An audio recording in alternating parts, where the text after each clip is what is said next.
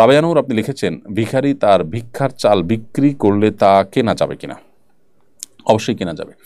ভিখারি ভিক্ষা হিসাবে যে চাল নিয়েছেন, সেই চালটা তিনি এখন নিজে খাবেন না বিক্রি করবেন না কাউকে দিয়ে দিবেন, এটা একান্ত তার ব্যাপার।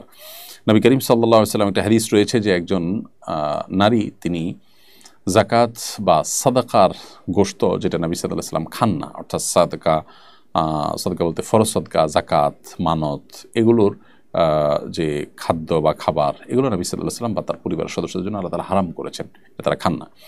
সো এরকম একজন নারী, তিনি এরকম গোশত তিনি রান্না করছিলেন, যিনি গরিব মানুষ, এবং ওই গোশতটা ছিল সাদাকার গোশত। নবী সাল্লাল্লাহু আলাইহি ওয়াসাল্লাম বললেন যে তুমি গোশত রান্না করছো, তো আমাকেও মেহমানদারি করো। রসিকতা করেছিলেন পর্দার মধ্যে থেকেই, অথবা পর্দা বিধান হওয়ার নাজিল হওয়ার আগের ঘটনা এটি। তখন তিনি বলেছেন যে আল্লাহ রাসূল, এটা তো সাদাকার গোশত, আপনি এটা খান না। তখন তিনি বলেছেন, লাকে সাদাকা তো বলো না হাদিয়া, তোমার জন্য সাদাকা হলো, এটা আমার জন্য হাদিয়া। সো একজন ভিখারি ভিক্ষা পেয়েছেন চাল, তিনি এখন এটা বিক্রি করতে পারেন, তার সম্পদ হয়ে গেছে, এটা সাধারণ সম্পদ হিসাবে বিক্রি করতে পারেন।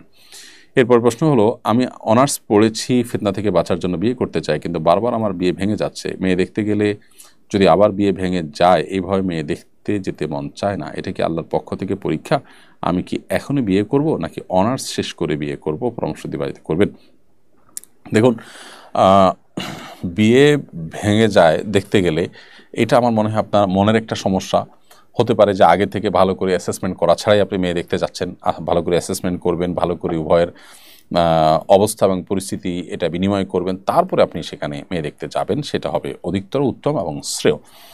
আর এছাড়া বিয়ে যখনই করবেন না কেন, মনে রাখবেন যে আপনার চরিত্রের হেফাজত করবার জন্য বিয়ে করতে হবে। যদি চরিত্রের হেফাজত করাটা কঠিন হয়ে যায়, তাহলে আপনার ছাত্র জীবনে বিয়ে করার উদ্যোগ নেওয়া উচিত।